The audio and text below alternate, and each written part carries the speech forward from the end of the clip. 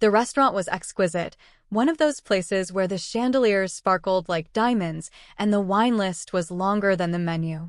Tonight was supposed to be a celebration, another perfectly orchestrated evening in the life of Adam and Emily Carter. The waiters moved like ghosts, gliding between tables, their white gloves pristine. The low hum of conversation and the clinking of crystal glasses blended with the delicate notes of a grand piano in the corner. It was the kind of place where people spoke in measured tones, where money and power lingered in the air like an expensive perfume. I should have been relaxed, enjoying the atmosphere, but something was off.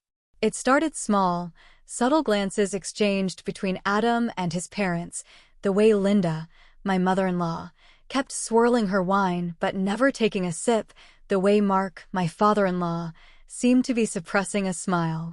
Adam, meanwhile, was in his element. He leaned back in his chair, his arm draped lazily over the backrest as if he were a king surveying his kingdom. Every word that left his mouth was just a touch too smooth, his laughter a fraction too forced. I felt like an outsider looking in. That feeling wasn't new. Mark and Linda had never approved of me. They saw me as an anomaly, an inconvenient force disrupting their carefully constructed world. I wasn't the wife they had envisioned for their son. Not delicate. Not submissive. Not someone they could mold into an obedient extension of their family legacy. I had built my own success, my own career, and I had no interest in giving it up to play the perfect corporate wife at their family-run business. They had been pushing me to leave the tech world for years, hinting at it during holidays, making passive-aggressive comments about women knowing their worth and how real success isn't in boardrooms, but in building a home. Adam had always reassured me, told me to ignore them, told me he loved my ambition. Yet here we were. The waiter returned, his professional smile faltering slightly as he leaned in toward me. "Mrs. Carter, I'm afraid your card has been declined." For a moment, I just stared at him, the words not quite registering. I glanced at the sleek black card in his hand. Impossible. A quiet chuckle slipped from Adam's lips. I turned my gaze to him, and there it was, the look I had been waiting for. He wasn't surprised. He wasn't confused. He was amused. My heartbeat didn't spike. My breath didn't hitch. Instead, a calm I hadn't expected settled over me, like the moment before a storm breaks. Adam set down his wine glass and leaned forward slightly, elbows resting on the table. "Something wrong, sweetheart?" "Sweetheart." Mark exhaled through his nose, clearly holding back laughter. Linda took a delicate sip of wine, her eyes gleaming with satisfaction. I wasn't just being locked out of our finances. This was a test. A lesson. A punishment. I kept my expression neutral, tilting my head slightly as if I hadn't noticed the shift in the air. "Oh, that's odd," I said lightly, plucking another card from my purse. "Let me try this one." The waiter nodded and took it without hesitation. The tension at the table shifted, ever so slightly. Adam's smirk twitched. Linda's fingers tightened around the stem of her glass. They hadn't expected that. They thought they had cut me off completely, that I would panic, that I would look to Adam for an explanation, for help, that I would be humiliated in front of them. But they had underestimated me. The truth was, I had seen this coming.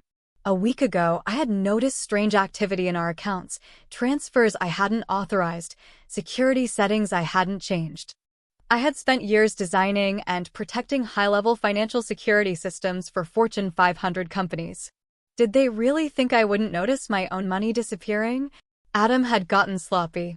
And I had gotten prepared. I had already moved my personal savings into an account they couldn't touch. I had ensured I had access to funds Adam didn't even know existed. While he had been busy plotting his little coup, I had been setting my own trap. The waiter returned, handing me the receipt. "Approved." "Excellent," I said, slipping my card back into my purse. I smiled at the waiter. "Thank you." Adam's smirk was gone now, replaced with something harder to place. Irritation. Confusion. Linda cleared her throat, clearly trying to regain control of the situation. "You know, Emily, you really should be more careful with your spending. A woman in your position shouldn't be so reckless." I turned to her, feigning curiosity. "Oh, and what position is that?" Linda's expression didn't waver, but I could see the flicker of annoyance behind her carefully curated mask. A wife should be able to trust her husband to handle finances properly. It's not about control, dear. It's about security. A strong marriage isn't built on separate accounts and independence. It's built on unity. Unity, I repeated. I let the word roll on my tongue as if I were tasting it for the first time. That's an interesting way to describe financial imprisonment. Mark's expression darkened. Adam let out a low chuckle, shaking his head as if I were being ridiculous. Come on, Emily, he said, tilting his head. You're making this into something it's not. I raised an eyebrow. Am I? He leaned back in his chair, that smug confidence returning to his face. Let's not do this tonight. Let's just enjoy dinner. Yes, let's. I picked up my wine glass, taking a slow sip. Around us, the restaurant continued to hum with quiet conversation and the occasional clatter of silverware against porcelain. From the outside, we must have looked like any other wealthy family enjoying an evening together. But beneath the surface, the battle lines had already been drawn. They thought they had me cornered. But they had no idea I had already planned my next move. I set my glass down, a small smile playing at my lips. Of course, darling, I said smoothly, holding Adam's gaze. Let him think he had one. For now. The rest of the dinner passed in a slow, deliberate game of pretense. Adam, now slightly off balance, worked to steer the conversation back to neutral ground, talking about his firm's latest acquisitions, his father's expanding real estate portfolio, and Linda's new, philanthropic, ventures. I played along, nodding at all the right moments, smiling when expected. But beneath the polished veneer, my mind was already 10 steps ahead. Adam thought he had won something tonight. He thought this dinner was my lesson in submission. That by cutting off my financial access and embarrassing me in front of his parents, he was reinforcing the natural order of things, the Carter family at the top, and me, the outsider, learning my place beneath them. What he didn't know was that I had already been preparing for this moment for months. This wasn't just about money. This was about control. I had always known the Carter family was ruthless, but it wasn't until I started digging into their finances that I saw the full extent of their corruption. What I initially thought was simple tax evasion turned out to be something much worse. The foundation they prided themselves on, the one that Linda constantly flaunted at charity galas, was nothing more than a carefully constructed front. Money flowed in from donors, only to be laundered through a series of shell companies. But the real horror was what they were funding with those dirty dollars. Illegal Dr*G trials. On human subjects. The Carter Foundation wasn't just a financial fraud, it was a cover for unauthorized medical experiments disguised as research initiatives. And they were about to expand. I had spent the last 6 months gathering evidence, encrypting files, tracking the money trail. Unlike Caitlin, Adam's first wife, who had been cast aside and left in financial ruin, I had come prepared. I wouldn't be walking away from this marriage empty-handed. I would be walking away with the power to destroy them. Linda's voice pulled me back to the present. You know, Emily, I was speaking with one of our partners the other day, and they mentioned how important it is for a woman to focus on her true strengths. I lifted my wine glass, giving her a bemused look. And what strengths are those? She smiled, her eyes cold. Support. Family. A good marriage is built on trust. I know how independent you like to be, but a wife who spends all her time working can lose sight of what really matters. Mark chuckled under his breath. Adam simply smirked. I exhaled softly through my nose, setting my glass down with careful precision. That's an interesting perspective. Adam's gaze flicked to mine, assessing. He could sense that I wasn't rattled, and it was bothering him. Mom's just saying she wants what's best for you, he said smoothly, his voice dripping with false concern. You're too stressed, Emily. The tech world is exhausting. Maybe it's time to take a step back. Focus on us. There it was. The next phase of their plan. This dinner wasn't just about humiliation. It was a setup. They were laying the groundwork for the next step, pressuring me into leaving my job entirely. If I left my career, they could isolate me, make me dependent, keep me under their control. They thought they were playing chess. but they had no idea they were playing against a grandmaster. I leaned forward slightly, feigning interest. That's an interesting thought. Adam's confidence flickered back into place. Of course it is. I mean, why put yourself through all that stress when you don't have to? The foundation could use someone like you, you know. You're brilliant. You'd do so much good work there. Linda's lips curled. Oh, absolutely. You could be part of something meaningful. Something that changes lives. That was rich, coming from a woman funding human experiments. I smiled. You know, I have been thinking about the future a lot lately. Adam's smirk deepened. Yeah? Oh, definitely. I tapped my nails against my wine glass. I think it's important to have a solid exit strategy. A slight pause. Mark's brow furrowed. Linda's fingers twitched around her fork. Adam's smirk faded just a little. They didn't know, but they sensed something. Good. I glanced at the time on my phone. Almost 9 p.m. perfect. I leaned back in my chair, stretching slightly. It's been a wonderful evening, but I should probably head home. Long day tomorrow. Adam **team me a look. We haven't even ordered dessert. I smiled. I'm full. Linda pursed her lips, but she didn't push. Adam was still watching me closely, as if trying to read between the lines. But I didn't give him anything. Just a soft, sweet smile. A well-placed distraction. As we stepped out into the crisp New York air, Adam wrapped an arm around my waist, his fingers pressing slightly against my side. You were quiet tonight. I was just thinking. About what? I glanced up at him, letting the streetlights catch my features in just the right way, just enough softness, just enough curiosity. About us. He grinned, clearly convinced he was winning. Good. We'll talk more about it tomorrow. I kissed his cheek. Can't wait. I could feel the satisfaction rolling off him as he opened the car door for me. Let him think he had me. Let him think I was already falling into line. Because tonight, while he slept soundly in our penthouse, convinced that I was his, I would be sending the first encrypted batch of evidence to my legal team. By the time he woke up, the walls would already be closing in. He just didn't know it yet. That night, while Adam slept soundly beside me, I sat in my office, fingers gliding over my keyboard. The screen in front of me glowed softly, casting long shadows across the room. My heart was steady. My breathing even. It was time. I plugged in an encrypted USB drive, the files loading one by one. Transaction records. Internal emails. A full breakdown of shell companies, hidden accounts, and buried reports. Evidence that the Carter Foundation wasn't just laundering money. It was running illegal Dr**G trials. I had spent months piecing it together, discrepancies in financial records, ghost payments to charitable initiatives that didn't exist, medical research grants that weren't linked to any legitimate institutions. But the real horror wasn't just the fraud. It was what they were doing with the money. The Carter Foundation had been conducting unauthorized medical trials under the guise of experimental treatments.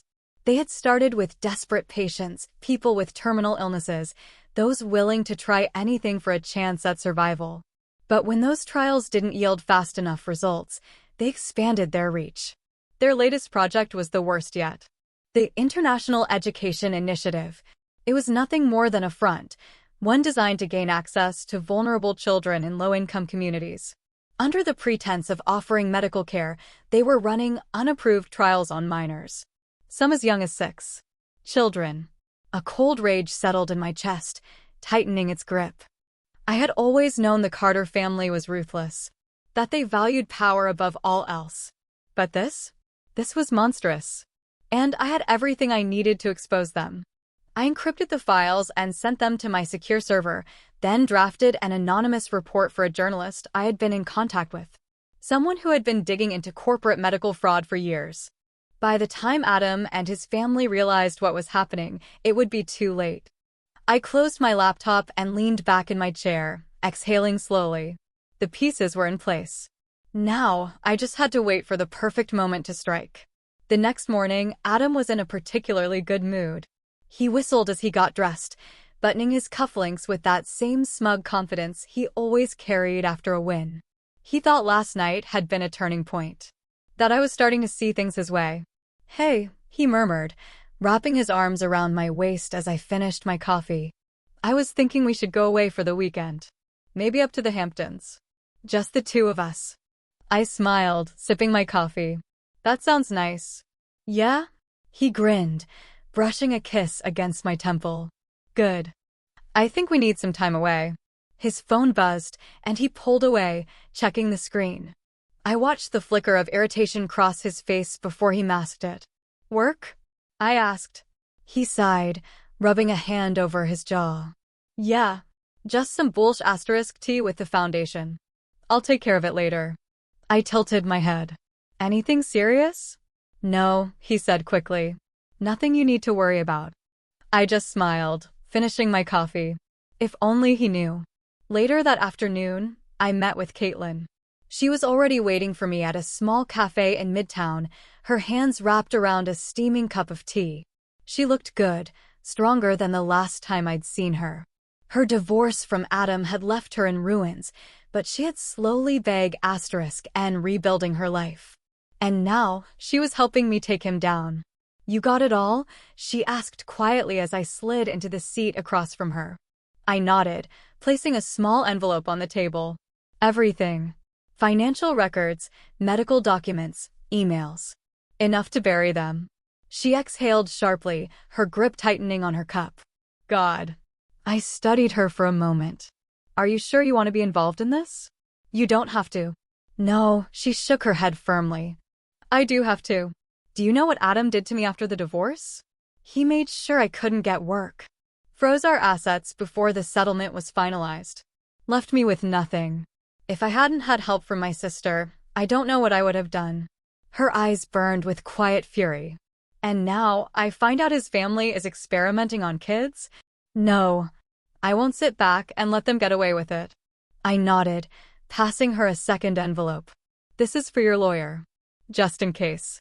It outlines exactly how Adam and his parents manipulated your divorce proceedings. If anything happens to me, I need you to make sure this gets out. Caitlin's expression hardened. Nothing is going to happen to you. I smiled, appreciating the sentiment. But I wasn't naive. Adam and his family were dangerous. And if they found out what I was planning, they wouldn't hesitate to silence me. That night, Adam came home later than usual. I was curled up on the couch, a book in my lap, when he walked in. He tossed his jacket onto the armchair, raking a hand through his hair. Long day? I asked, feigning innocence. He let out a dry laugh, shaking his head. You have no idea. Some idiot at the foundation screwed up some paperwork, and now we've got the IRS looking at us. I hid my satisfaction behind a sip of wine. That sounds stressful. Yeah, he sighed, rubbing the back of his neck. But it's fine. Nothing they'll find. We're covered. I set my glass down, looking at him carefully. And if they do find something? He chuckled, rolling his shoulders. Then we handle it. Like we always do. We. The word felt like poison on my tongue. But I just smiled. Because in a few days, he was going to learn that not everything could be handled. Some things, some crimes, left permanent stains.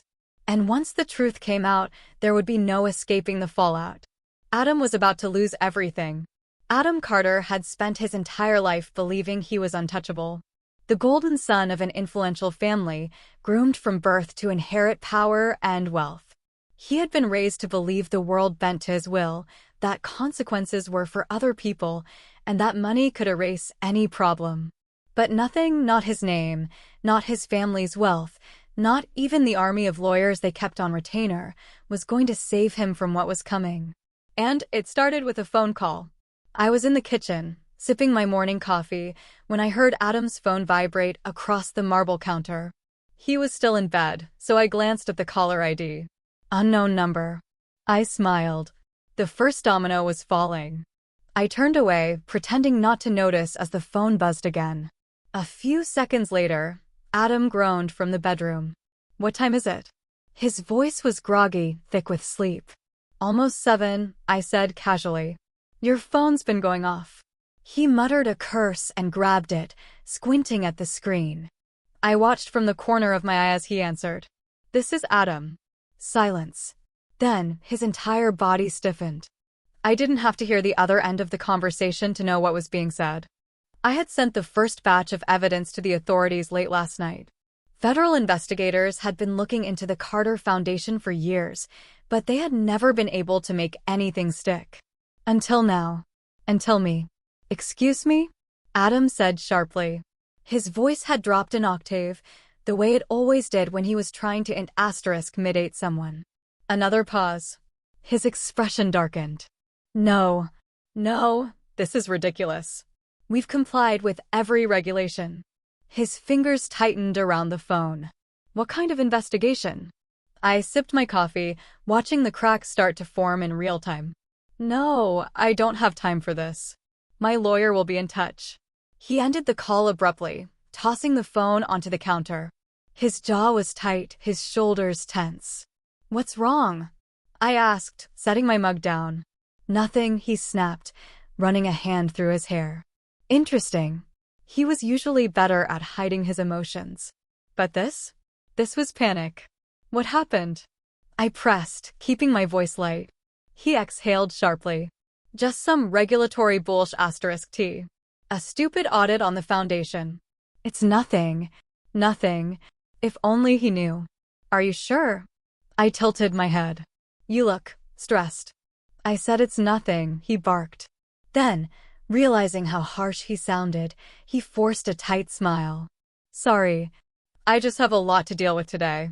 I nodded. Of course. I'll let you handle it. I turned away, hiding my satisfaction. Because while Adam was busy scrambling to control the damage, I had already set the next phase of my plan into motion. By noon, the story had broken. It started as a whisper in corporate circles, then spread like wildfire. The Carter Foundation was under federal investigation.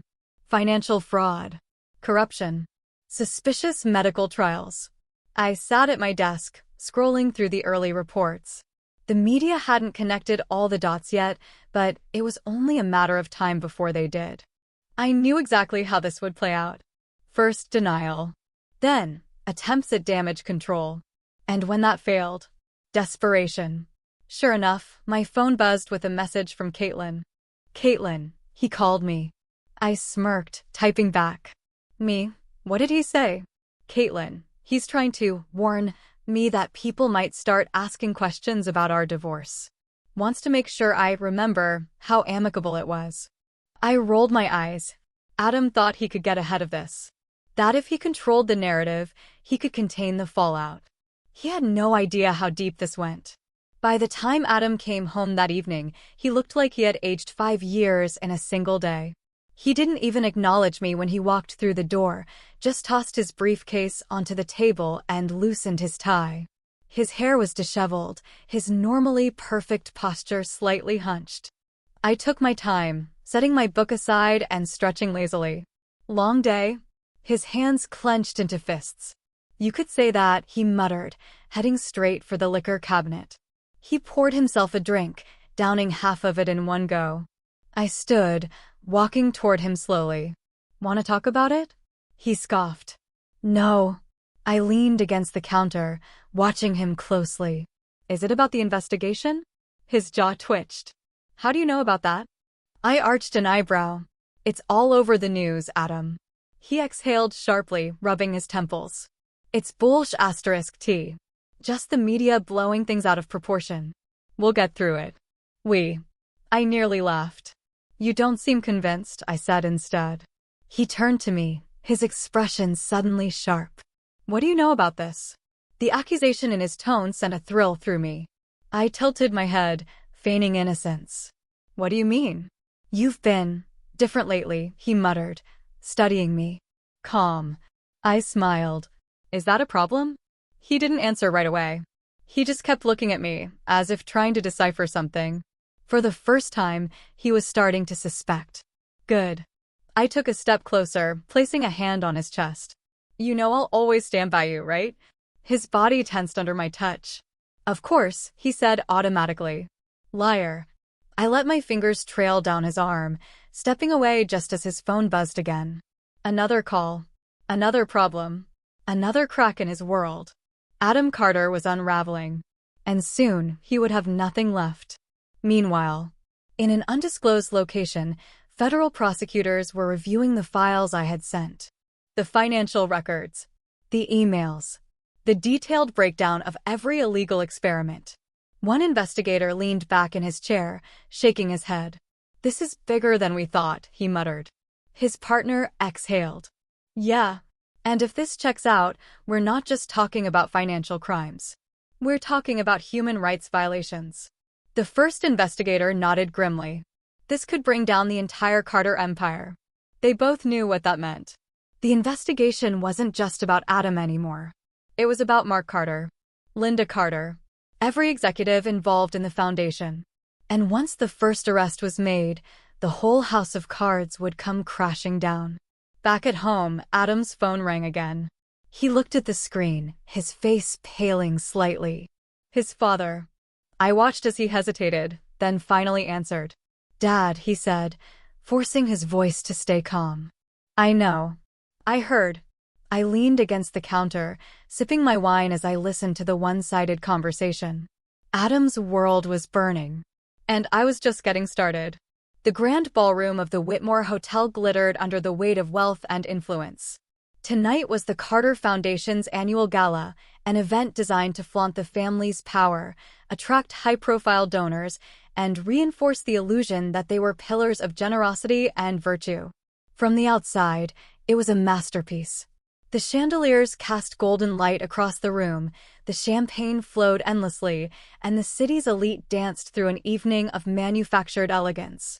But beneath the surface, the entire foundation was rotting. And tonight, I was going to burn it to the ground. I stood at the entrance, clad in a floor-length black gown, my hair swept into an elegant updo. To anyone watching, I was just another dutiful wife, standing by her husband's side, smiling in all the right places. But I wasn't here to play the role of Adam Carter's wife. I was here to end him. 2 hours earlier, Adam had been on edge all day. Ever since the federal investigation became public, his phone hadn't stopped ringing.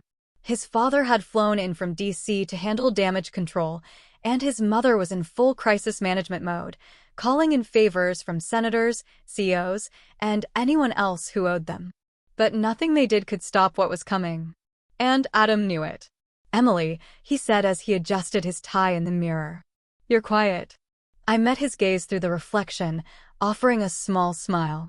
"Just thinking." He turned to face me fully, eyes narrowing. "About?" I reached for my necklace, fastening the delicate diamond clasp. "About how quickly things can change." He let out a sharp exhale, running a hand through his hair. "It's not as bad as it looks." I tilted my head. "Really? The media loves a scandal. Give it a few weeks and they'll move on to something else." He actually believed that. I stepped closer, pressing my hand lightly against his chest. "And what if they don't?" His jaw tightened. "They will." I let my fingers trail down the front of his tuxedo before stepping back, my expression unreadable. "Then I guess tonight should be memorable," I murmured. He studied me for a moment, but he had bigger problems to worry about. He had no idea what was coming. Present. The gala was in full swing when we arrived. The press lined the entrance, snapping photos of politicians, celebrities, and business moguls as they stepped out of their black cars. Adam's hand was firm on my lower back as we walked the red carpet, his posture practiced, his smile unwavering. I kept my own expression serene, playing my role flawlessly. We greeted guests, exchanged pleasantries, and posed for photographs. Linda and Mark were already inside, charming donors and reinforcing their influence. But the whispers had started. I could hear them as we moved through the room. "The foundation is under investigation. I heard the feds are involved. They wouldn't dare touch the Carters, would they?" Adam heard them too. His grip on my waist tightened, his jaw set. But he kept smiling. Because that's what powerful men do. They smile until the walls cave in. 30 minutes later, the moment I had been waiting for arrived. The foundation's chairman took the stage, tapping the microphone to quiet the crowd. "Ladies and gentlemen, welcome to the Carter Foundation's annual charity gala." I tuned out the rest of his speech, my heart steady as I reached into my clutch, pulling out a small remote. The ballroom's massive projector screen, which had been displaying an elegant slideshow of past charity events, flickered. Then it changed. A new image appeared. An email. From Mark Carter. Make sure the clinical trial numbers are scrubbed before the auditors get their hands on them. If anyone asks, we were running routine health screenings. The room went still. Another email appeared. Adam Carter. The kids in the program have no idea what's happening. Keep it that way. Gasps rippled through the crowd.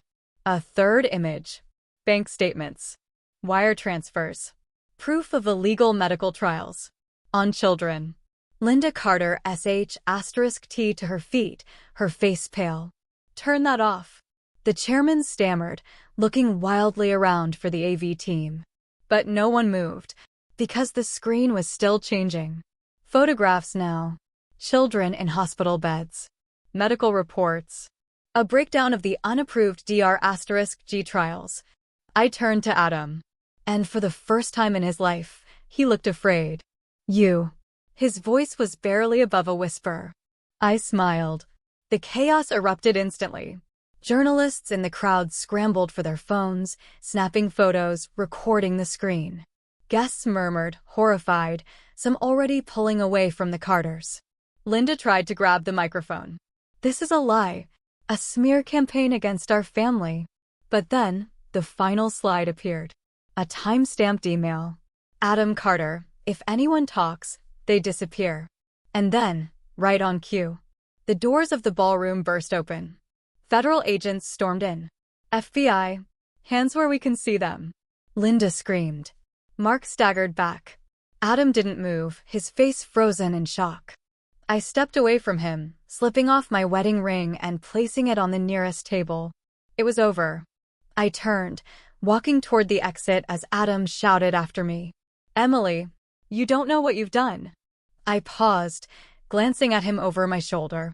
Oh, Adam. I smiled. I knew exactly what I was doing. And then I walked out, letting the empire he had built collapse behind me.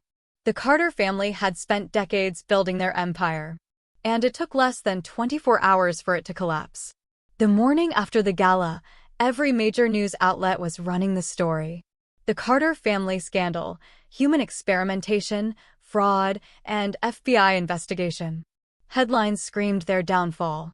The footage from the gala, Adam's emails, the bank statements, the images of children who had suffered under their illegal trials, was being replayed on a loop. Linda Carter's frantic denial was now a meme, her desperate cries of, "This is a lie," circulating across social media, alongside clips of her being escorted out by federal agents. Mark Carter had disappeared into his legal team's offices overnight, but it wouldn't save him. And Adam? Adam was drowning. The morning after, I woke up in my new apartment, a small but sleek penthouse I had purchased under a separate LLC months ago, just in case. The luxurious sheets felt different from the ones I had grown used to in the Carter estate, but they were mine. And unlike Adam, I still had a future. My phone was flooded with messages. Caitlin, you did it. They're done. My lawyer, call me. We need to finalize the asset freezes. Unfamiliar number. You'll regret this. I smirked. Mark. Predictable. I tossed my phone onto the nightstand and stretched, letting myself savor the morning. The chaos was in motion. I had done my part. Now, I just had to sit back and let gravity do the rest. Meanwhile, the Carter estate was in shambles. Federal agents had raided their corporate offices before dawn. Documents were seized, computers confiscated, and assets frozen. By noon, the stock value of every Carter-affiliated company had plummeted. Investors were pulling out. Sponsors were issuing statements distancing themselves from the foundation. Their closest allies, senators, CEOs, politicians, were suddenly nowhere to be found. Loyalty only lasted as long as power. And the Carters had just lost theirs. Adam's breaking point. By the time Adam's lawyers had managed to secure his release on bail, he was no longer the man he had been 48 hours ago. Gone was the cocky, untouchable businessman. Now he was a ghost, his suit wrinkled, his tie missing, his hair disheveled. He had spent the night in an interrogation room, answering questions he couldn't talk his way out of. As he stepped out of the courthouse, the reporters swarmed. "Mr. Carter, is it true the Foundation was experimenting on children?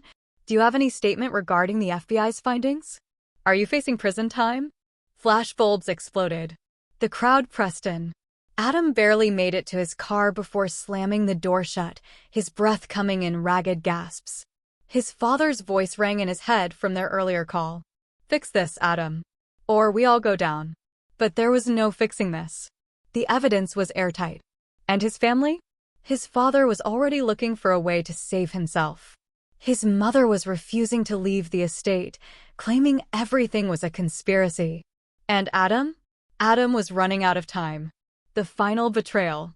3 days later, Mark Carter made his move. I had been expecting it. A man like Mark didn't go down without a fight. But even I was impressed by how quickly he turned on his own son. News broke that morning. An anonymous source had provided new evidence to federal investigators.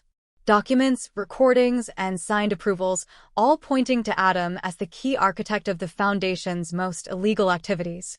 I read the article with a small smile. Mark had given up his son to save himself. Adam must have seen it the moment he woke up, because my phone buzzed with his name. I let it ring. Then it buzzed again. And again. By the 5th time, I answered. "Emily," his voice was hoarse. "We need to talk." I leaned back in my chair, enjoying the view of the city skyline from my new apartment. "I don't see what we have to talk about." He exhaled sharply. "My father is throwing me under the bus. He's pinning everything on me." I hummed. "That does sound like something Mark would do." Adam let out a bitter laugh. "You knew this was going to happen, didn't you?" I didn't respond. I didn't have to. After a moment, his voice lowered. "You have to help me." Now that was interesting. I raised an eyebrow. "And why would I do that?" "Because," his voice cracked slightly, "because I still love you." I laughed. I couldn't help it. The audacity. "Adam," I said, my voice dripping with amusement. "You don't love me. You never did. You loved control. And now that it's gone, you're desperate." Silence. For the first time, he didn't have a response. I let that silence stretch before delivering the final blow. "I'll see you in court." Then I hung up. The end of the Carters. By the end of the week, the Carter name was officially toxic. Mark was under federal indictment, facing multiple felony charges. His assets were frozen, his influence gone. Linda had vanished from public life, her socialite friends abandoning her like a sinking ship. And Adam? Adam was alone. His accounts were drained. His reputation was in ruins. His father had sacrificed him to the authorities, and his lawyers were already hinting that they might not be able to save him from prison time. He had spent his life believing he was untouchable. Now, he was just another disgraced businessman, scrambling to stay afloat in a world that no longer feared him. And me? I was free. Free from the Carter name. Free from their games. Free from the life they had tried to trap me in. And as I stood on the balcony of my new apartment, watching the sun set over the city, I felt something I hadn't felt in years. Peace.